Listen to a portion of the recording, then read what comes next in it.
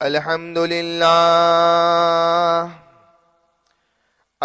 لله نحمده ونستعينه ونستغفره ونؤمن به ونتوكل عليه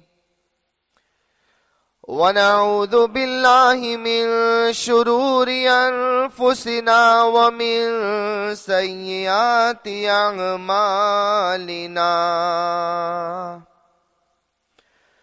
من يهده الله فلا مضل له ومن يضلله فلا هادي له ونشهد أن لا إله إلا الله وحده لا شريك له ونشهد أن سيدنا ومولانا محمدًا عبده ورسوله أما بعد فقد قال الله تبارك وتعالى في الكلام المجيد أعوذ بالله من الشيطان الرجيم بسم الله الرحمن الرحيم لقد جاءكم رسول من أنفسكم عزيز عليه ما عنتم حريص عليكم بالمؤمنين رؤوف رحيم وقال رسول الله صلى الله عليه وسلم بعثت لأتمم مكارم الأخلاق صدق الله مولانا العظيم وصدق رسوله النبي الكريم ونحن على ذلك من الشاهدين والشاكرين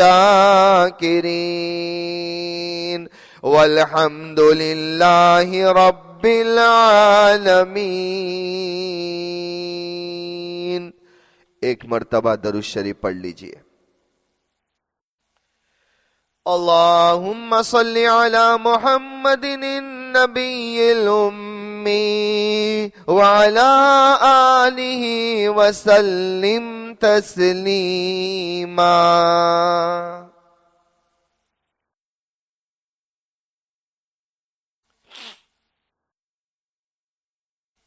میری پیاری مائیں، محترمہ بہنیں اور امت کی پیاری بچیاں،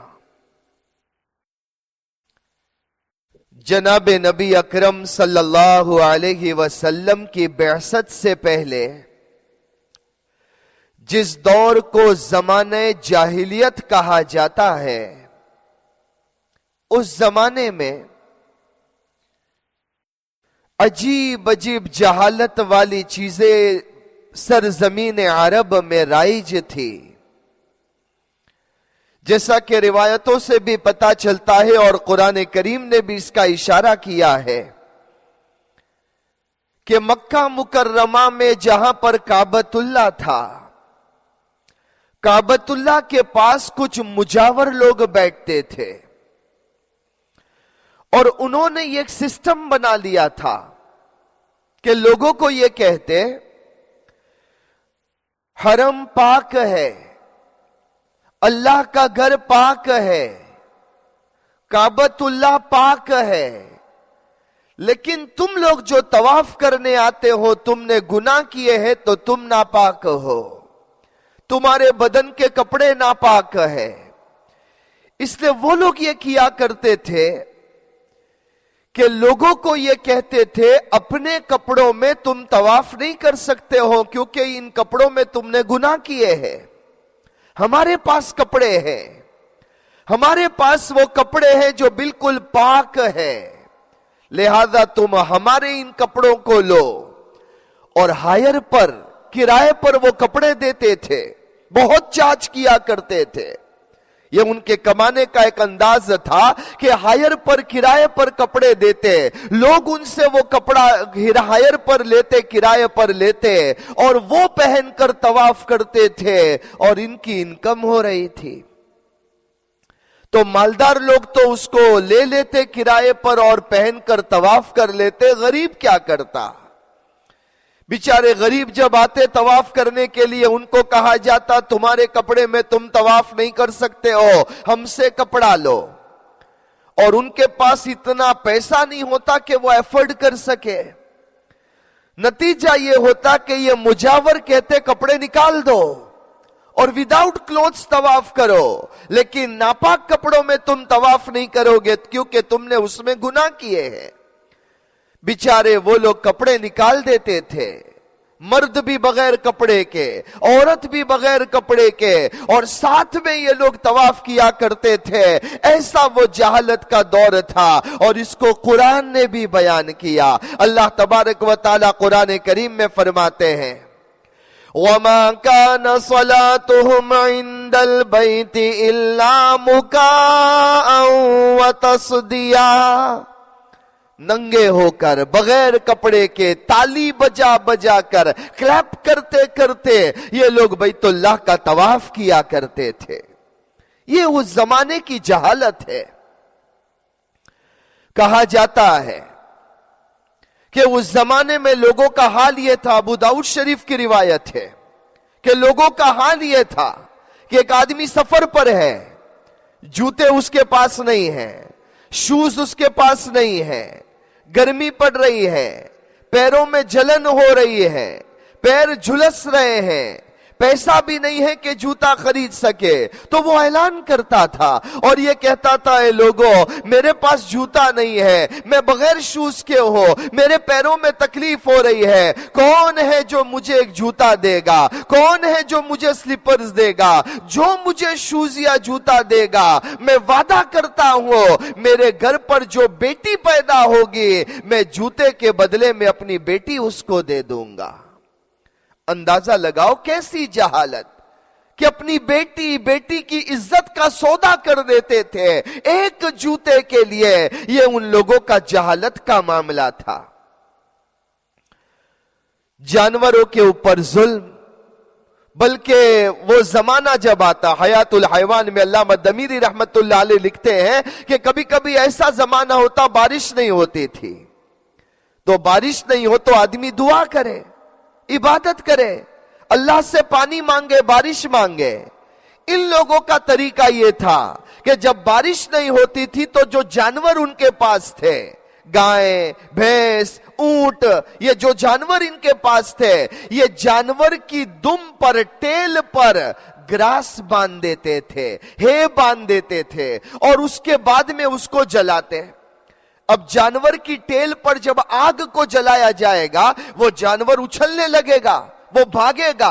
اب جانور جیسے جیسے بھاگتا ہوا کی وجہ سے فائر اور تیز ہو جاتا، آگ اور تیز ہو جاتی، لیکن ان لوگوں کو اس جانور پر رحم نہیں آتا تھا۔ جانور کو اس طریقے سے پریشان کرتے، وہ جانور بیچارہ اپنی جان بچانے کے لیے اور دم پر آگ ہونے کی وجہ سے ادھر ادھر بھاگتا بھاگتا، انہیں رحم نہیں آتا، رب العالمین کو رحم آ جاتا، ارحم الراحمین کو رحم آ جاتا۔ اللہ بارش برساتے تھے اور اس آگ کو بجھا دیا کرتے تھے۔ تو یہ ان لوگوں کے یہاں پر جہالت کا معاملہ تھا۔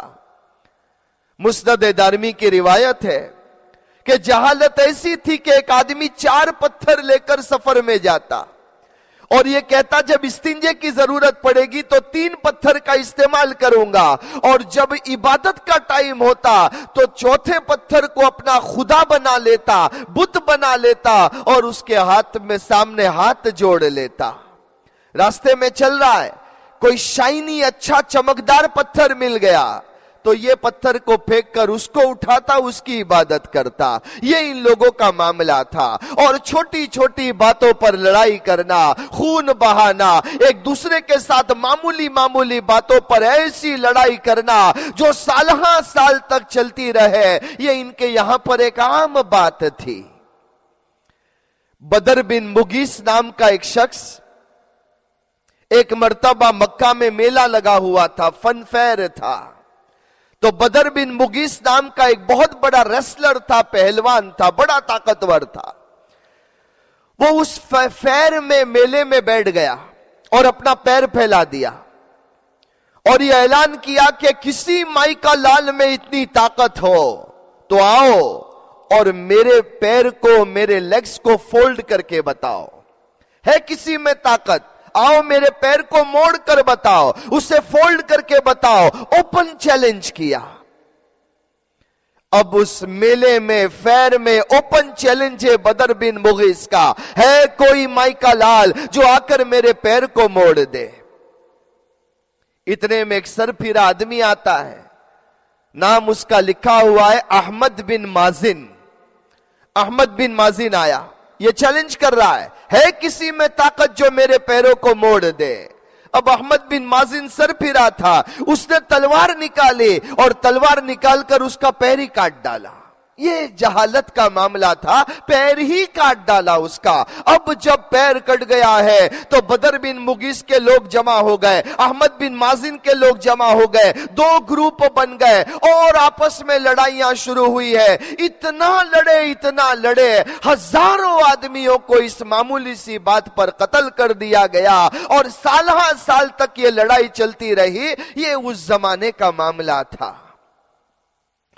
یہ میں بریفلی آپ کو وہ پکچر بتا رہا ہوں جو اللہ کے رسول صلی اللہ علیہ وسلم کے دنیا میں آنے سے پہلے کا یا نبی بننے کے پہلے کا معاملہ تھا.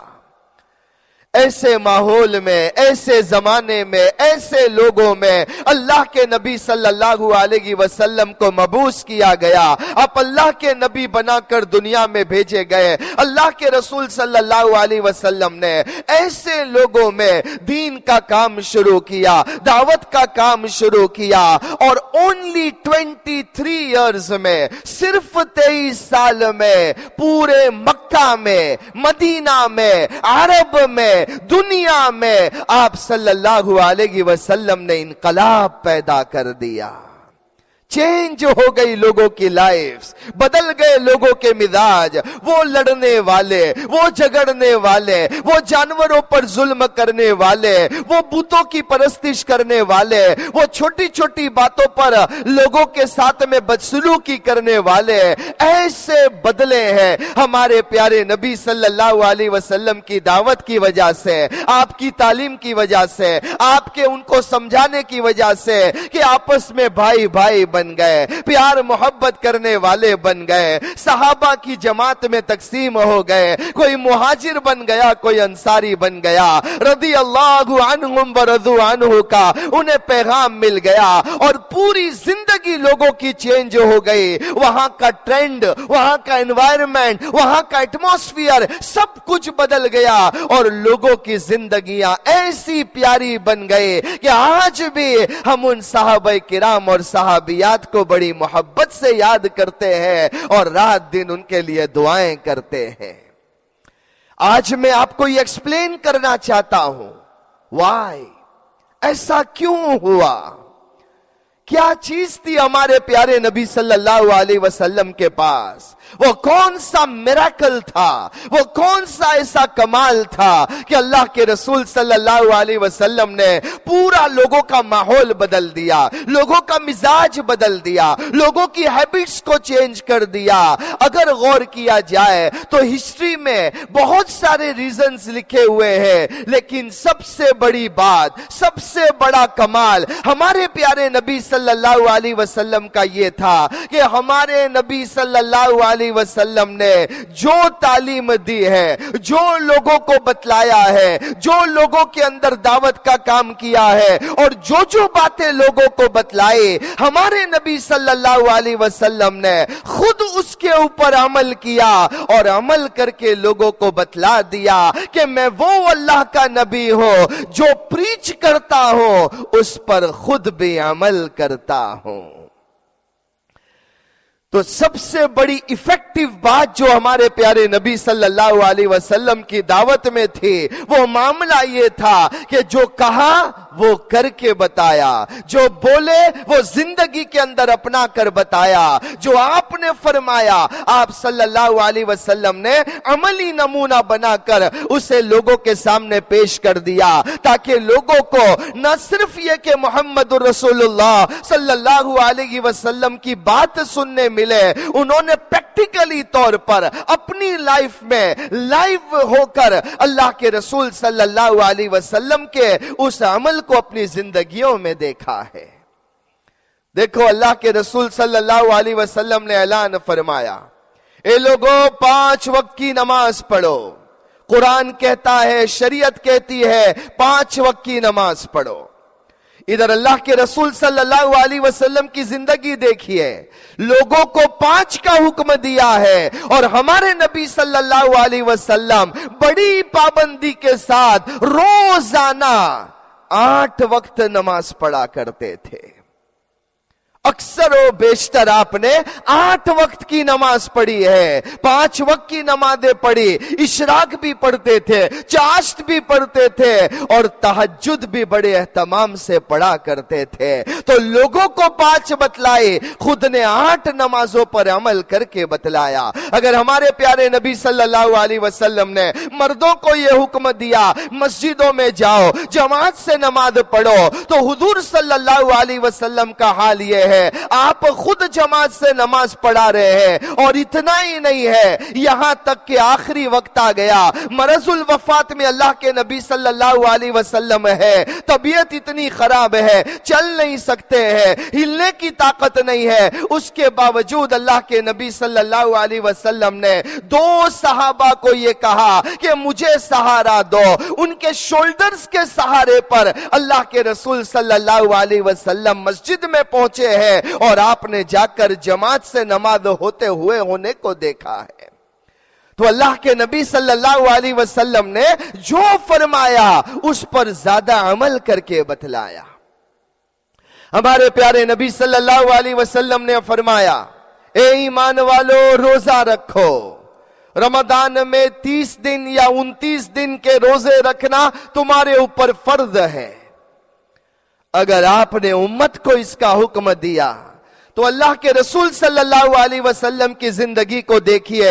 रमजान का रोजा रखते, वो तो रोजा रखते थे, उसके अलावा हर महीने में 3 दिन रोजा रखने का एहतमाम किया करते थे और इसकी भी आपने पाबंदी फरमाई। और इतना ही नहीं, अल्लाह के रसूल सल्लल्लाहु अलैहि वसल्लम तो शाबान में कसरत से रोजा रखते, आम दिनों में कसरत से रोजा रखते, बल्कि हमें तो यह हुक्म दिया, सहरी कर ली है तुमने, इफ्तार कर लो, तुम रात भर खाओ पियो, सुबह में सहरी तक खाते रहो। लेकिन खुद अल्लाह के रसूल सल्लल्लाहु अलैहि वसल्लम का हाल यह है कि इफ्तार के बाद भी, रात के वक्त में भी आप सल्लल्लाहु अलैहि वसल्लम खाना नहीं खाया करते थे, रोजे पर रोजा मिलाया करते थे और ये आप सल्लल्लाहु अलैहि वसल्लम की खुसूसियत थी।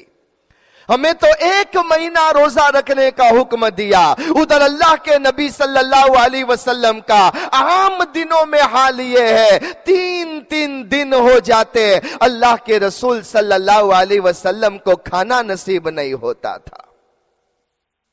आज कभी कभी मैं सोचता हूं, ये जो रमजान के हम रोजे रख रहे हैं, इतने लंबे रोजे, शाम का वक्त आता है हम थक जाते हैं, शाम का वक्त आता है पेट पीछे की तरफ खींचने लगता है, निढाल हो जाते हैं।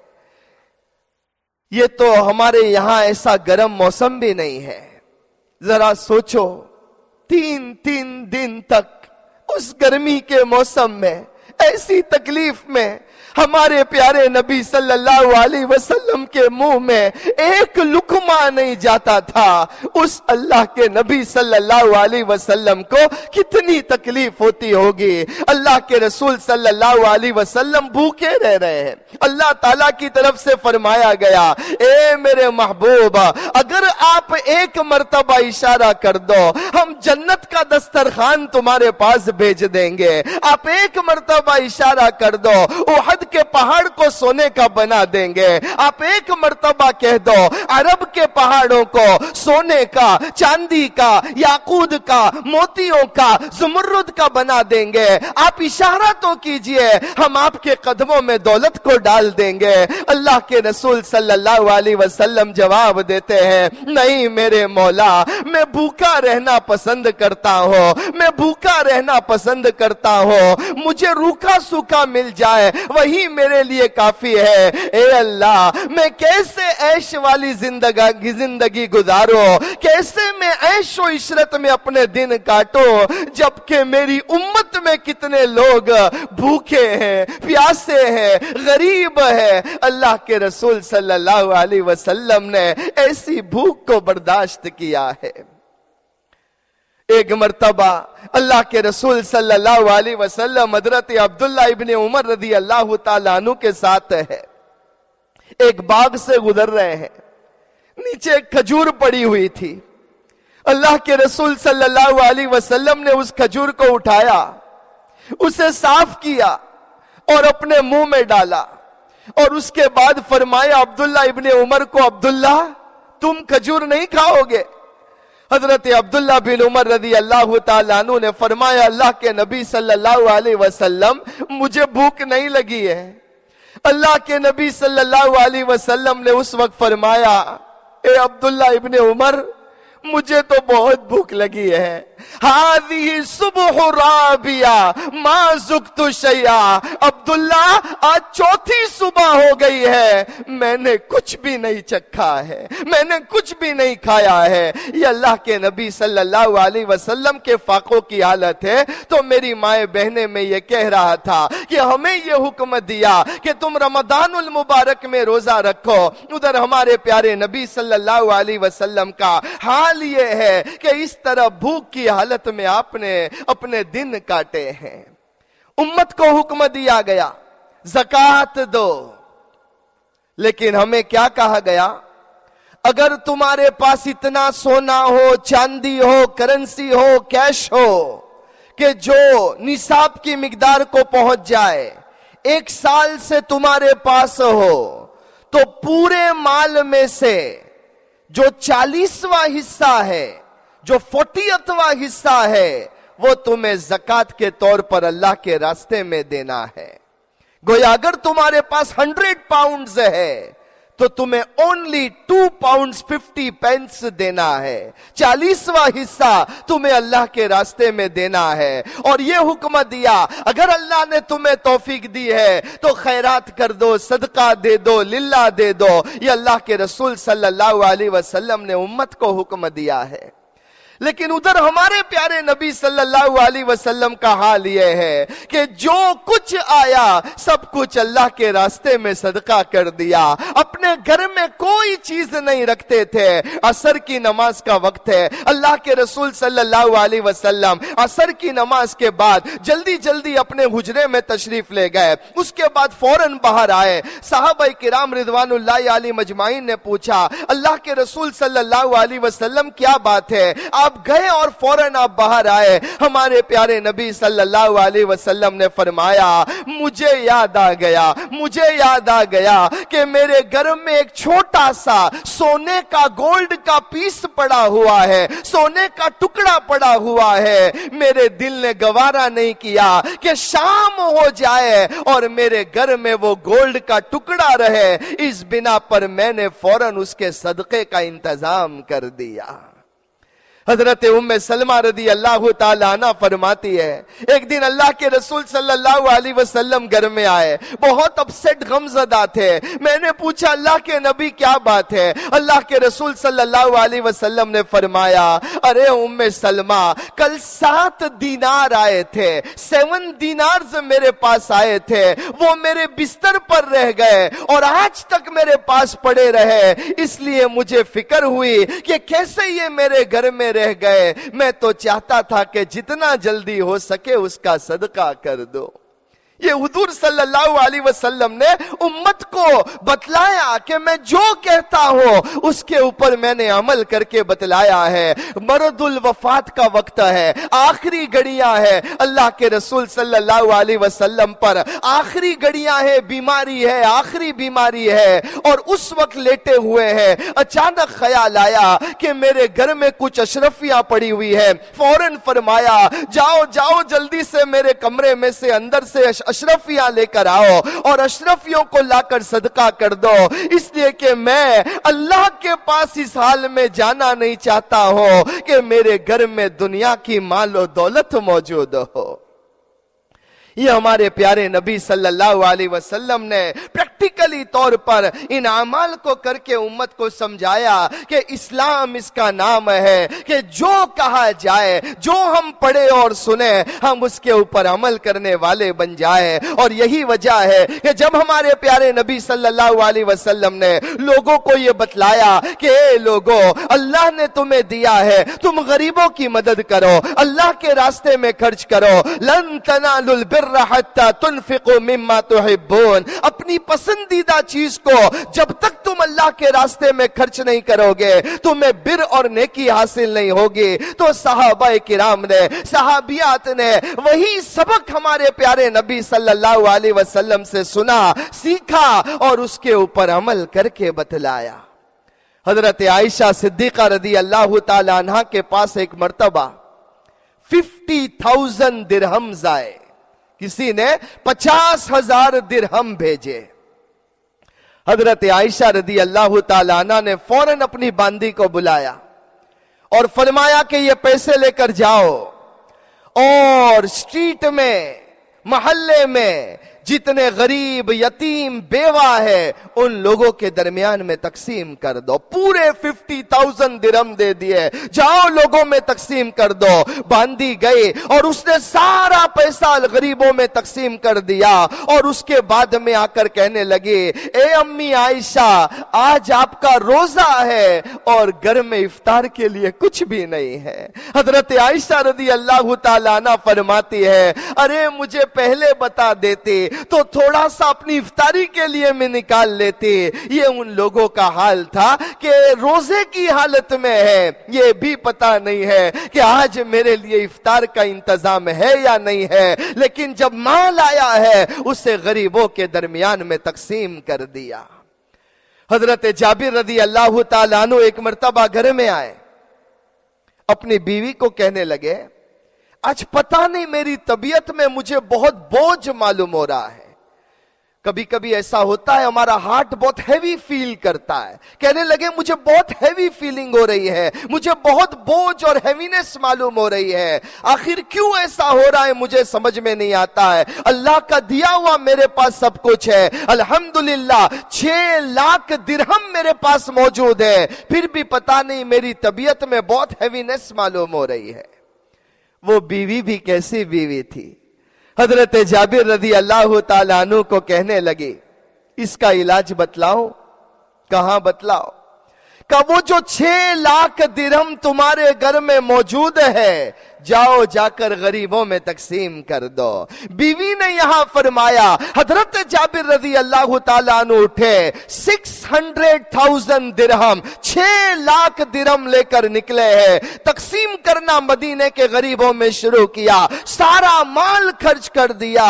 اس کے بعد گھر پر آئے اور گھر پر آ کر کہنے لگے اپنی بیوی سے الحمدللہ تو نے کتنا اچھا علاج بتلایا, میری طبیعت اب بہت ہلکی معلوم ہو رہی ہے, مجھے بہت اچھا فیل ہو رہا ہے, میرا سارا بوجھ ختم ہو گیا. یہ اللہ کے رسول صلی اللہ علیہ وسلم کی تعلیمات کا اثر تھا.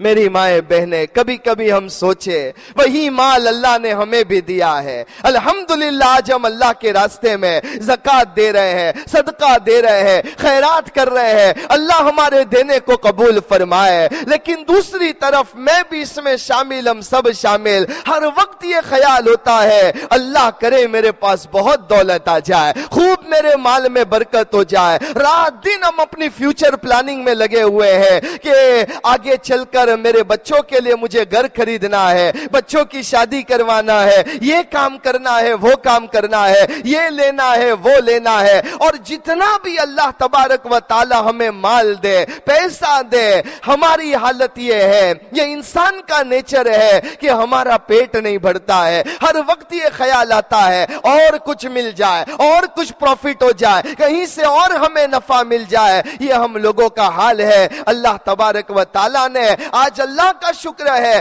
ہمیں بہت کچھ دیا ہے, لیکن یہ انسان کا مزاج ہے, ہر وقت اسی خیال میں رہتا ہے. ایک بڑا اچھا لطیفہ مجھے یاد آیا, کتابوں میں ایک بڑا اچھا لطیفہ لکھا ہوا ہے کہ ایک عورت تھی, اس کو یہ کہا گیا, لطیفہ ہے کہ آج اللہ تبارک و تعالی تیری اونلی ایک دعا کو قبول کرے گا, اونلی ون. اور دنیا کے بارے میں جو بھی دنیا میں تجھے چاہیے, دنیا کے بارے میں جو بھی تو دعا کرے گی اللہ قبول کرے گا, لیکن اونلی ون دعا کو. بول تو کیا دعا کرے گی؟ اب وہ عورت سوچنے لگی, کیا مانگو؟ دنیا ہے, دنیا میں تو ہمیں بہت ساری چیزیں چاہیے. دنیا میں ہمیں تندرستی چاہیے, دنیا میں ہمیں لمبی زندگی چاہیے, دنیا میں ہمیں اولاد چاہیے, اور اولاد در اولاد کو دیکھنے کا ہمیں شوق ہوتا ہے. دنیا میں ہمیں مال چاہیے, دولت چاہیے, سب کچھ چاہیے. اب دعا تو ایک ہی کرنی ہے, اور اتنی ساری چیزیں چاہیے اور سب چاہیے. تو اس عورت کو کہا گیا, ایک دعا کر, دنیا کے بارے میں کر, وہ دعا قبول کی جائے گی, لیکن اونلی ون. اب وہ عورت بڑی ہوشیار تھی, اس نے کیا دعا کی وہ بتلاؤں. وہ عورت دعا کرتی ہے, اے اللہ, میں اپنی آنکھوں سے اپنے پوتے کو سونے کے چمچ سے کھاتا ہوا دیکھوں. سبحان اللہ, کیا دعا کی ہے. اے اللہ, میں اپنی آنکھوں سے اپنے پوتے کو سونے کے چمچ میں کھاتا دیکھوں. یعنی اس عورت نے یہ دعا کی کہ اللہ مجھے ایسے دن دکھا دے کہ میرا گرینڈ سن گولڈ کی سپون میں کھانا کھاتا ہو, ایسا میں اپنی آنکھوں سے دیکھ لو. ایسا اچھا دعا, ایسے اچھے جملے سے اس نے دعا کی ہے کہ اللہ میں اپنی آنکھوں سے اپنے پوتے کو سونے کے چمچ میں کھاتا دیکھو. مطلب یہ ہوا کہ اپنی آنکھوں سے دیکھو, یعنی اللہ تندرستی دینا, میری آنکھیں سالم ہو, میری طبیعت اچھی ہو, تو تندرستی کی دعا کر لی. اپنے آنکھوں سے پوتے کو دیکھو, مطلب لمبی عمر, کہ میں اپنے بچوں کو بھی دیکھوں, پوتے گرینڈ سن کو بھی دیکھو, اور ساتھ ساتھ میں اولاد کی بھی دعا ہو گئی کہ اللہ مجھے بھی اولاد دے, میری اولاد کو بھی اولاد دے. اور پھر یہ کہا سونے کے چمچ میں کھاتا دیکھو, یعنی اتنی روزی ملے, اتنا مال ملے کہ گھر میں جو سپون استعمال کروں وہ بھی گولڈ کی ہو. تو یہ آج ہم لوگوں کا حال ہے کہ آج ہمارا معاملہ یہ ہے کہ اللہ تبارک و تعالیٰ نے جو دیا ہے اللہ کا شکر ہم اللہ کے راستے میں دیتے ہیں, لیکن ہماری تمنا یہ ہوتی ہے کہ رات دن ہمیں اللہ تبارک و تعالیٰ برساتا رہے. اور کیا بعید ہے, اللہ کی شان بہت اعلیٰ ہے, سب مل کر دعا کرے اللہ ہماری نعمتوں میں برکتیں نصیب فرمائے. ہاں, جو اللہ سے مانگو گے اللہ دے گا, لیکن ایک بات یاد رکھنا, آج اللہ معاف فرمائے, ہمارے یہاں ایک سب سے بڑی بیماری یہ ہو گئی ہے کہ ہم اپنے لیے تو مانگتے ہیں, لیکن ہمارا حال یہ ہو گیا ہے دوسروں کو ملے وہ ہم دیکھ نہیں سکتے ہیں. آج اللہ جانے یہ حسد, یہ جلن, یہ کینہ ہمارے دلوں میں اتنا پیدا ہو گیا. اللہ ہم سب کی حفاظت فرمائے کہ کسی کی اچھائی ہم سے دیکھی نہیں جاتی ہے. اگر کسی کو اللہ نے اچھا خوب مال دے دیا ہمیں برداشت نہیں ہوتا ہے, کسی کو اللہ تبارک و تعالیٰ نے بہترین نعمتوں سے نوازا ہم اسے دیکھ نہیں سکتے ہیں, ہمیں اندر حسد اور جلن ہونے لگتی ہے. اگر اللہ تبارک و تعالیٰ نے کسی کی اولاد کا اچھی جگہ رشتہ کروا دیا, کسی کے بچوں کو اچھا جاب مل گیا, کسی کو اللہ تبارک و تعالیٰ نے پروگریس دے دیا, کسی کو اللہ تعالیٰ نے خوب نعمتوں سے نواز دیا, جلن ہمیں ہونے لگتی ہے. اور ایسی جلن, ایسی حسد ہے کہ اس غم میں ہمیں راتوں کو نیند بھی نہیں آتی ہے. रात दिन यही फिक्र, क्यों उसको मिला, क्यों वो तरक्की कर गई, क्यों उस बहन के पास इतना है, मेरे पास क्यों इतना नहीं है। बस उसमें रातों को नींद नहीं आती है। हमारे हजरत थानवी रहमतुल्लाह अलैह ने लिखा है कि जो इंसान हसद करता है, जलन रखता है, उसका दुनिया में अजाब ये होता है, अल्लाह उसकी रातों की मीठी नींद को छीन लेता है। रात रात भर नींद नहीं आती है। और अल्लाह के रसूल सल्लल्लाहु अलैहि वसल्लम ने फरमाया कि अगर तुम हसद करोगे तो जैसे आग लकड़ी को जला देती है, वैसा ये हसद तुम्हारी नेकियों को जलाकर तबाह और बर्बाद कर देगा। इसलिए मेरी माए बहने, मैं भी नियत करूं, हम भी नियत करें, हमारे दिल से अल्लाह हसद निकाल दे। हम किसी के बारे में हमारे दिल में जलन ना हो, हम किसी का बुरा ना सोचे। हाँ, इंसान का नेचर है, अगर हम किसी के पास अच्छी गाड़ी देखते हैं, दिल में आता है अल्लाह ऐसी मर्सिडीज, ऐसी BMW मुझे भी दे दे। अगर हमने किसी का अच्छा घर देखा, दिल में आता है अल्लाह ऐसा घर मुझे भी नसीब हो जाए। अगर किसी के पास हमने खूब नेमतें देखी, दिल में ख्याल आता, इंसानी नेचर है, अल्लाह मुझे भी मिल जाए। अब हमारी शरीयत ये कहती है कि जब तुम्हें ऐसा ख्याल आए, हाथ उठाओ और दुआ करो और कहो, ए अल्लाह, तूने फला बहन को ये नेमत दी है, ये माल दिया है, ये दौलत दी है, अल्लाह तू उसे और दे, उसे 1 का 10 दे, 10 का 100 दे, अल्लाह उसे खूब नेमत देना, लेकिन अल्लाह थोड़ा सा मुझे भी दे दे, एक मुझे भी अता कर दे। ये हमारी शरीयत हमें सिखलाती है।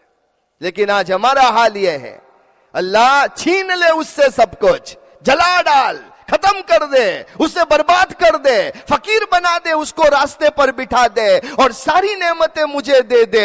आज हमारा ये मिजाज हो गया है। अल्लाह तबारक व ताला हसद से, जलन से, कीने से, इन तमाम बीमारियों से हमारी हिफाजत फरमाए। हाँ, तो मेरी माए बहने, मैं ये कह रहा था, हमारे प्यारे नबी सल्लल्लाहु अलैहि वसल्लम ने दुनिया को जो सिखलाया और दुनिया वालों को जो बातें बतलाई, या शरीयत का जो कानून बतलाया, अल्लाह के नबी सल्लल्लाहु अलैहि वसल्लम ने अपनी जिंदगी में उसके ऊपर अमल करके बतलाया। हुजूर ने लोगों को बतलाया, ए लोगों, आपस में मुसावात होना चाहिए, बराबरी होना चाहिए। दुनिया में सब मुसलमान बराबर है। कोई भी किसी कास्ट की वजह से, क्रीड की वजह से, ट्राइब की वजह से कोई किसी से बड़ा नहीं है, सब बराबर है। अल्लाह के रसूल सल्लल्लाहु अलैहि वसल्लम ने अगर ये तालीम दी है तो खंदक के मौके पर देखिए, अल्लाह के रसूल सल्लल्लाहु अलैहि वसल्लम ने सहाबा को फरमाया, तुम्हें जमीन खोदना है, हमें ट्रेंच बनाना है, जमीन को खोदो। हर एक को दिया गया, तुम्हें इतना हिस्सा खोदना है, तुम्हें इतना हिस्सा डिग करना है। लेकिन अल्लाह के रसूल सल्लल्लाहु अलैहि वसल्लम ने जितनी जगह लोगों को खोदने के लिए कही, उतनी जगह अपने आप के लिए भी रखी।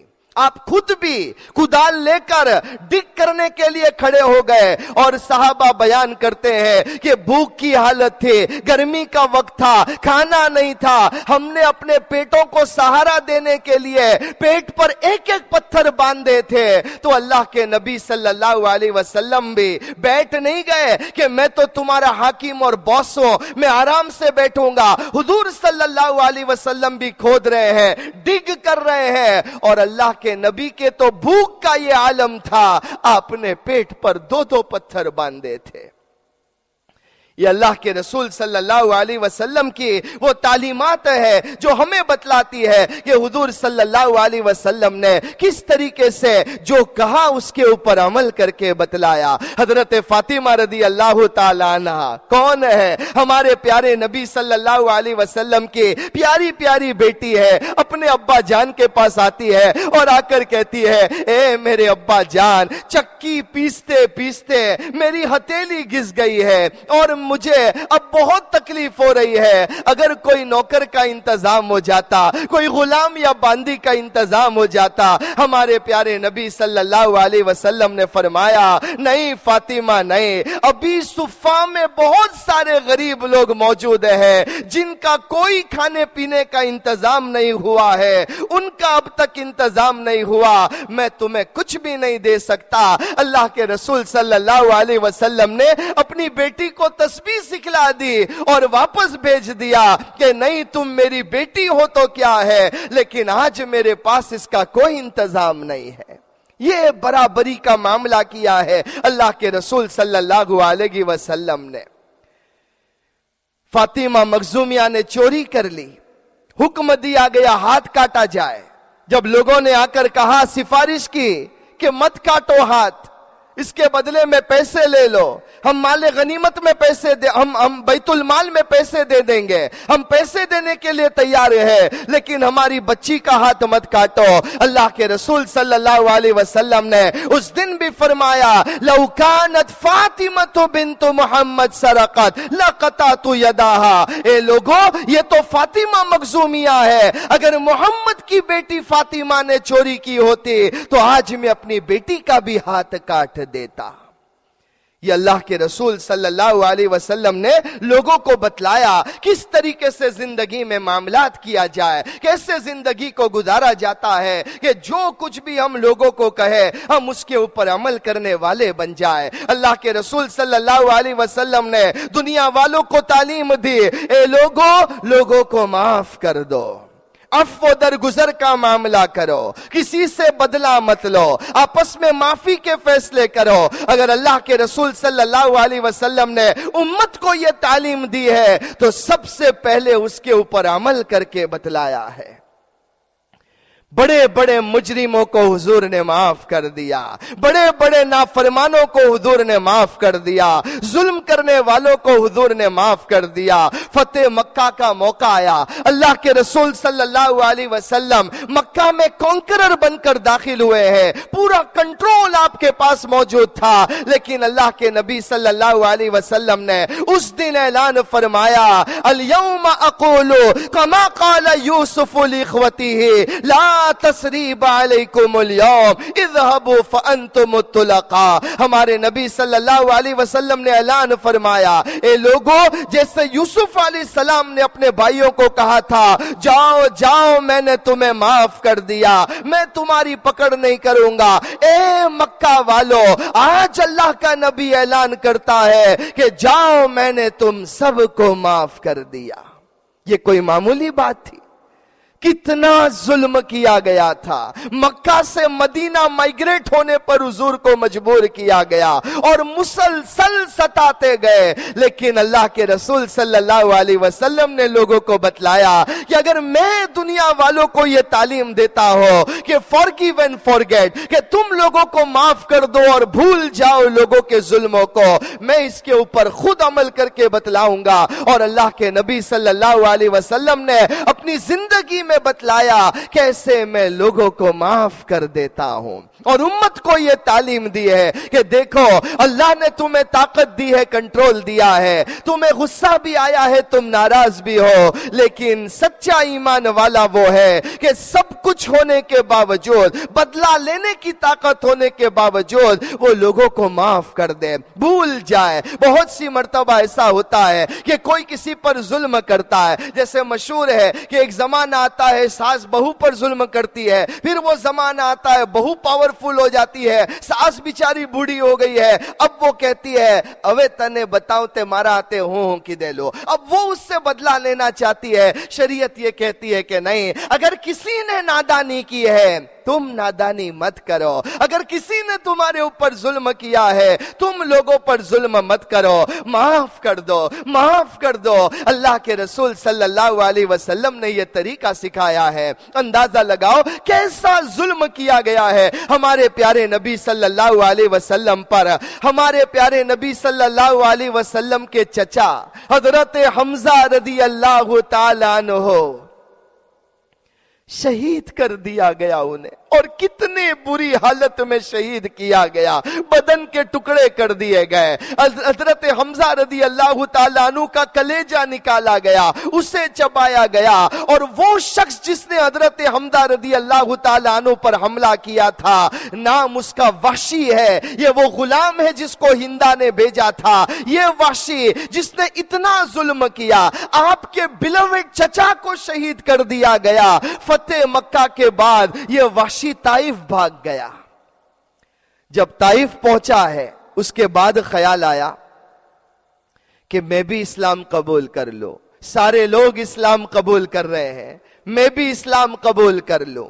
اب اسلام قبول کرنے کا ارادہ تو ہوا، لیکن ڈر یہ ہے کہ میں نے تو کتنا ظلم کیا ہے، کتنا ستایا ہے، کیا میری توبہ قبول ہوگی، کیا مجھے معاف کیا جائے گا؟ وحشی نے کہلوا کر بھیجا فَهَلْ لِي تَوْبَةٌ، کیا میری بھی توبہ قبول ہو سکتی ہے، کیا میں بھی ایمان قبول کر سکتا ہوں؟ ہمارے پیارے نبی صلی اللہ علیہ وسلم نے اس وحشی کو جس نے آپ کے چچا کو شہید کیا ہے، بڑی بے دردی سے جس چچا کو مارا گیا ہے، ہمارے پیارے نبی صلی اللہ علیہ وسلم نے اسے بھی معاف کر دیا اور فرمایا توبہ کر لے، ایمان قبول کر لے، اللہ تیرے سارے گناہوں کو معاف کر دے گا۔ حضرت حمزہ رضی اللہ تعالیٰ عنہ کے بارے میں آپ ہسٹری میں پڑھیے، کیسے دردناک انداز سے حضرت حمزہ کو شہید کیا گیا، اور اس دن ہمارے نبی صلی اللہ علیہ وسلم کتنا روئے تھے، کتنا روئے تھے۔ آج بھی جب ہم احد کے لیے جاتے ہیں، اور احد ہم اکثر حج کے لیے جا رہے ہیں، عمرے کے لیے جا رہے ہیں، تو ہمیں احد پہاڑ پر بھی لے جایا جاتا ہے، ماؤنٹن آف احد پر۔ ہاں، آپ میں سے جتنی مائیں بہنیں حج اور عمرے کے لیے گئی ہے، یقیناً سب کے سب احد پہاڑ کے اوپر گئے ہوں گے۔ کیا وہ جگہ ہے، خدا کی قسم وہاں جا کر آنکھوں میں آنسو آ جاتے ہیں جب ہمیں ہسٹری یاد آتی ہے، کتنا سخت ظلم کیا گیا تھا حضرت حمزہ رضی اللہ تعالیٰ عنہ پر، کیسے حضرت حمزہ رضی اللہ تعالیٰ عنہ کو شہید کیا گیا تھا۔ ارے ہمارے رونگٹے کھڑے ہو جاتے ہیں جب اس ہسٹری کو یاد کرتے ہیں کہ دنیا میں دین کو لانے کے لیے، ایمان کو پھیلانے کے لیے، اور حرام چیزوں کو ختم کرنے کے لیے حضرت حمزہ رضی اللہ تعالیٰ عنہ نے کیسی قربانی دی ہے، صحابہ نے کیسی قربانی دی ہے، اور کس طرح انہوں نے ان کو شہید کر دیا گیا ہے۔ آج بھی احد پہاڑ کے قریب میں جو گئے وہ جانتے ہیں حضرت حمزہ رضی اللہ تعالیٰ عنہ کی قبر موجود ہے، اور حضرت حمزہ رضی اللہ تعالیٰ عنہ کے بازو میں حضرت مصعب بن عمیر رضی اللہ تعالیٰ عنہ کی قبر موجود ہے، اور وہاں جالی لگا دی گئی ہے۔ ہم لوگوں کو زیارت کا موقع ملتا ہے، ہم حضرت حمزہ رضی اللہ تعالیٰ عنہ کی قبر کی زیارت کرتے ہیں۔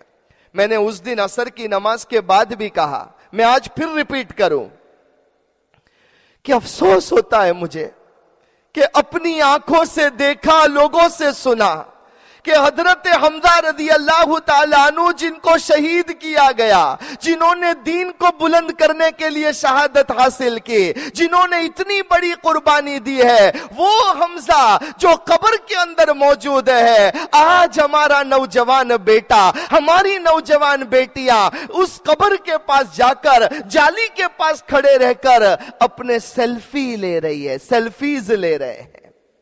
کیوں؟ میموریبل ٹائم، میموریبل چیز ہے۔ میں لوگوں کو، اپنی فرینڈز کو بتاؤں گی کہ دیکھو میں تو حضرت حمزہ کی قبر کے پاس گئی تھی۔ ارے وہ جگہ ہے رونے کی، اللہ سے معافی مانگنے کی، ان کی قبروں پر ایصال ثواب کے لیے کچھ پڑھنے کی، تلاوت کرنے کی۔ وہاں بھی ہمارے سیلفیز نہیں چھوٹتے، اللہ معاف فرمائے۔ میں نے اپنی آنکھوں سے دیکھا ایک ہسبینڈ اور وائف اس جالی کے پاس کھڑے ہیں، کندھے میں کندھا ڈال کر دونوں ہسبینڈ وائف اپنا میموریبل فوٹو نکلوا رہے ہیں۔ اللہ معاف فرمائے۔ جیسے ہم بیچز پر جا کر جو کر رہے ہیں، ٹورسٹ سپاٹ پر جا کر جو کر رہے ہیں، ریسورٹس میں جا کر جو کر رہے ہیں، آج ہم نے احد پہاڑ کو بھی نہیں چھوڑا، حضرت حمزہ کی قبر کو بھی نہیں چھوڑا۔ وہاں بھی ہماری سیلفیز ختم نہیں ہوتی ہے، وہاں بھی ہم پکچر نہ لے تب تک ہمیں چین نہیں آتا ہے۔ اللہ تعالی ہماری حفاظت فرمائے۔ آج پتہ نہیں ہمیں کیا ہو گیا ہے، ایسے ایسے کام ہم کرتے ہیں۔ اللہ تعالی ہماری حفاظت فرمائے، اللہ ہمیں سمجھداری نصیب فرمائے، اللہ ہمیں دین کی سمجھ نصیب فرمائے۔ یہ دیکھو، یہ جون جولائی کا موقع آیا ہوا ہے۔ اب ہمارے یہاں ایک نیا ٹرینڈ اب شروع ہوا ہے کچھ سالوں سے، جہاں جون اور جولائی آئے تو ہمارے وہ بچے جو سیکنڈری سکولز میں ہیں اور جو ایئر 11 میں ہمارے بچے ہیں، جن کی ایج 15 اور 16، ٹینیجرز، چھوٹے چھوٹے ہمارے بچے، یا ہمارے وہ بچے اور بچیاں جو 6th فارم میں ہیں اور 13th میں آ گئے، ان کی ایج 18 ایئرز اولڈ، یہ چھوٹے چھوٹے بچے بچیاں ہیں۔ اب ایک نیا ٹرینڈ شروع ہوا ہے لیورز پارٹی اور پروم نائٹ کا۔ اللہ معاف کرے. ابھی تو یہ بچے ٹینیجرز ہیں, ابھی تو جوانی میں قدم رکھا ہے, لیکن اب وہ بھی سیلیبریٹ کرنا چاہتے ہیں کہ اسکول میں ہمارا آخری سال ہے اور سیکنڈری اسکول چھوڑ کر ہم چلے جائیں گے, تو اس اوکیشن کو میموریبل اوکیشن بنایا جائے. ہمارا 6th فارم میں آخری ایئر ہے تو یہاں پر ایسا کچھ میموریبل کیا جائے, اور اس کے لیے اللہ جانے کیسی کیسی خرافات ہو رہی ہے. تو یہ اب ایک نیا ٹرینڈ ہمارے یہاں پر لیورز لوگوں کا, اور یہ پروم نائٹ کا شروع ہوا ہے. لیورز پارٹی ہو رہی ہے, پروم نائٹس ہو رہی ہے, اور ہوتا کیا ہے, یہ ہمارے اپنے بچے, یہ ہماری اپنی بچیاں جو رات دن ہماری آنکھوں کے سامنے ہیں. پتا نہیں وہ ایک رات ایسی آتی ہے, پہلے تو اتنے مہنگے کپڑے خرید رہے ہیں, ڈیزائنر کلوتھس لے رہے ہیں, لڑکیاں لانگ ڈریسز خرید رہی ہے, اور جو لڑکے ہیں وہ سمارٹ سوٹس خرید رہے ہیں, اور اس کے بعد میں کوئی ریسٹورنٹ کو بک کیا جاتا ہے, کوئی ہوٹل کے روم کو بک کیا جاتا ہے, کسی بال روم کو بک کیا جاتا ہے, اور اس کے بعد میں کسی وینیو پر یہ سب چلے جاتے ہیں, اور رات بھر ڈانس کر رہے ہیں, ناچ رہے ہیں, یہاں تک کہ شراب پی رہے ہیں. اور اتنا ہی نہیں, یہاں سے ہائر کر کے گاڑیاں جا رہی ہے. ابھی میں نے سنا کوئی لیموزین لے کر گیا, کوئی لیمبورگینی لے کر گیا, کوئی فراری لے کر گیا, اور کوئی دوسری اور کوئی بڑی گاڑی لے کر گیا. thousands of pounds اس کے پیچھے خرچ ہو رہا ہے, اور باقاعدہ شوفر ڈرائیو ہوتا ہے, شوفر اس کو ڈرائیو کرتا ہے, پورا راستہ میوزک بجتا رہتا ہے. بلیک بن کی گلیوں سے نکلے, ومسلو پر پہنچے, رات کو وہاں پر گھومے, اور طوفان مچا رہے ہیں. لیموزین میں سے منہ چہرہ نکال کر چلا رہے, ہنگامہ کر رہے ہیں. اور اس طریقے سے ہمارے اپنے بچے یہ سب کچھ کر رہے ہیں, اور افسوس تو اس بات کا ہے ماں باپ کی اجازت سے کر رہے ہیں. ہاں, اس بچے کے پاس کہاں اتنے پیسے ہیں کہ وہ فراری اور لیموزین میں گھومے گا. وہی ماں باپ سے پیسے لیے, ماں باپ نے پرمیشن بھی دی, والدین نے اجازت بھی دی, انہیں پیسہ بھی دیا, اور ان کے لیے سب کچھ بک کیا, اور بڑے اطمینان سے کہتے ہیں it's once in a lifetime, ایک بار تو ہے, واپس کب کرنے والا ہے. ارے ابھی تو یہ چھوٹے چھوٹے بچے ہیں, ابھی تو انہوں نے جوانی میں قدم رکھا ہے. اللہ نہ کرے, اللہ نہ کرے آج پروم میں گئے ہیں, کہیں یہ کل کلب اور پب میں نہ چلے جائے. اگر آج ہم نے نہیں روکا, ہم اندازہ تو لگائے کتنا نقصان ہو رہا ہے. قرآن کریم فرماتا ہے ان المبذرین کانوا اخوان الشیاطین, کہ فضول خرچی کرنے والے, اسراف کرنے والے یہ شیطان کے بھائی اور بہن ہوا کرتے ہیں. ہم نے ان گاڑیوں کو ہائر کرنے کے لیے ہزاروں پاؤنڈ اس کے پیچھے لٹا دیے. میوزک بج رہا ہے, اس کو شریعت نے حرام کہا. گانے گائے جا رہے ہیں, اس کو شریعت نے حرام کہا. وہاں پر جا کر ناچیں گے, اس کو شریعت نے حرام کہا. شراب پیئیں گے, اس کو شریعت نے حرام کہا. لڑکے اور لڑکیاں رات بھر آپس کے اندر ملیں گے اور ناچیں گے, گائیں گے, اس اختلاط کو شریعت نے حرام کہا ہے. اتنے سارے گناہ اس چھوٹی سی عمر میں یہ بچہ کر رہا ہے. اللہ حفاظت کرے, کل وہ کیا کیا کرے گا. اللہ ہماری اولاد کی حفاظت فرمائے. تو میں اسپیشلی طور پر ہمارے پیرنٹس سے کہنا چاہوں گا, یہ لیورز پارٹی, یہ پروم نائٹ حرام ہے, اس میں حرام کام ہو رہے ہیں. ایک چھوٹی سی دعوت کر لیتے تو سمجھ میں آتا. یہ کہاں کا ٹرینڈ ہے کہ غیروں کی دیکھا دیکھی میں ایمان والے بچے اور بچیاں جو ابھی جوانی میں جنہوں نے قدم رکھا ہے وہ ایسے غلط کاموں میں لگ جائے. اور اگر آج ہم ماں باپ منع نہیں کریں گے, بچے سمجھیں گے یہ جائز ہے, الاؤڈ ہے. کل یہی بچے ہمارے بڑے ہوں گے, ان کی شادیاں ہوگی, ان کے بچے ہوں گے, یہ کہیں گے میرے موم اینڈ ڈیڈ نے نہیں روکا تھا, میں بھی نہیں روکوں گی. کیونکہ انہیں پتہ ہی نہیں ہے کہ یہ حرام ہے, یہ غلط ہے, یہ ناجائز ہے. اس لیے میری مائیں بہنیں, آج پتہ نہیں دن بدن ایسے ایسے ٹرینڈز اور ایسی ایسی چیزیں نکل رہی ہے. ہمیں اس میں عبرت لینے کی ضرورت ہے, ہمیں ان چیزوں سے بچنے کی ضرورت ہے. اللہ تبارک و تعالی ہماری اولاد کی, ہماری بچوں کی ایسی چیزوں سے حفاظت فرمائے. ہاں, تو میں یہ کہہ رہا تھا کہ ہمارے پیارے نبی صلی اللہ علیہ وسلم نے جو طریقہ ہمیں بتلایا ہے کہ زندگی میں جس طریقے کو اپنایا جائے, کہ جو کہا گیا ہے اللہ کے رسول صلی اللہ علیہ وسلم نے ان چیزوں کے اوپر عمل کر کے بتلایا. ہمارے پیارے نبی صلی اللہ علیہ وسلم نے اگر حکم دیا اے لوگوں کو معاف کر دو, تو وحشی جیسے شخص کو اللہ کے رسول صلی اللہ علیہ وسلم نے معاف کیا, کلمہ پڑھایا اور وہ ایمان والے صحابی بن گئے, حضرت وحشی رضی اللہ تعالی عنہ. تو میری پوری بات کا خلاصہ یہ ہے کہ اللہ کے رسول صلی اللہ علیہ وسلم کی زندگی میں ہم نے دیکھا ہے کہ حضور نے جو فرمایا ہے اسے کیا ہے, بلکہ مجھے کہنے دو جو فرمایا اس سے زیادہ کر کے بتلایا.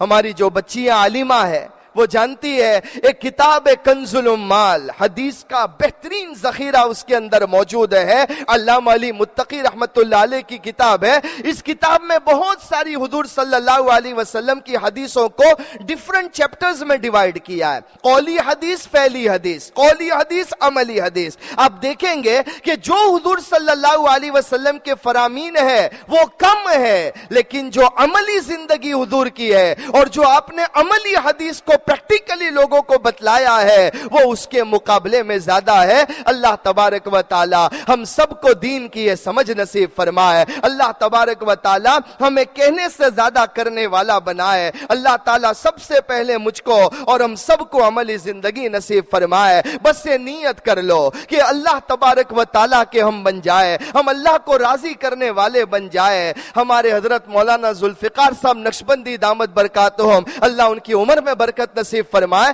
انہوں نے ایک بڑی پیاری بات لکھی ہے کہ اللہ یہ کہتا ہے عبدی قد طہرت منظر الخلق سنینا فہل طہرت منظری ساعہ. کیا جملہ ہے. ایک اللہ تبارک و تعالی فرماتے ہیں اے میرے بندے, اے میری بندی, دنیا والوں کے لیے تو نے مخلوق کو دکھانے کے لیے کتنی مرتبہ تو نے اپنے چہرے کو سجایا ہے نا. کتنی مرتبہ ہماری مائیں بہنیں بچیاں میک اپ کرتی ہے اپنا چہرہ اچھا بنانے کے لیے, کتنی مرتبہ میک اپ کیا جاتا ہے, اپنے چہرے کو سجایا جاتا ہے دنیا والوں کے لیے کہ باہر جا رہی ہے تو میک اپ کر لیا, کسی کو ملنے جا رہی ہے تو میک اپ کر لیا, اسی طریقے سے شادی میں جا رہی ہے تو میک اپ کر لیا, گھر سے باہر نکلی تو میک اپ کر لیا, ارے کوئی گھر میں مہمان آنے والا ہے تو پھر اپنے چہرے کو سجا دیا. تو اللہ فرماتے ہیں کہ مخلوق کو راضی کرنے کے لیے اور خوش کرنے کے لیے کتنی مرتبہ تو نے اپنے آپ کو سجایا, اپنے شوہر کے لیے اپنے کو سجا دیا, اپنے گھر کے لیے اپنے کو سجا دیا, کتنی مرتبہ سجایا.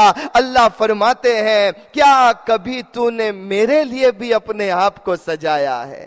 کیا کبھی ایسا بھی ہوا کہ تو بالکل ریڈی ہو کر آئی کہ آج میں اپنے اللہ کو راضی کرنے کے لیے مصلی پر کھڑی ہو جاتی ہوں اور میرا اللہ جس سے راضی ہوتا ہے ویسا میں کام کر لیتی ہوں؟ اللہ تو فرماتے ہیں ارے تو آ جا, مصلی پر آ جا, تو ہاتھ دھوئے گی وضو کرنے کے لیے, تیرے ہاتھوں کے گناہوں کو معاف کر دوں گا. تو چہرے پر پانی ڈالے گی وضو کرتے ہوئے, تیرے چہرے کے گناہوں کو معاف کر دوں گا. تو مصلی پر کھڑی ہو جائے گی, نماز کی نیت باندھ لے گی, تیرے بدن کے گناہوں کو معاف کر دوں گا.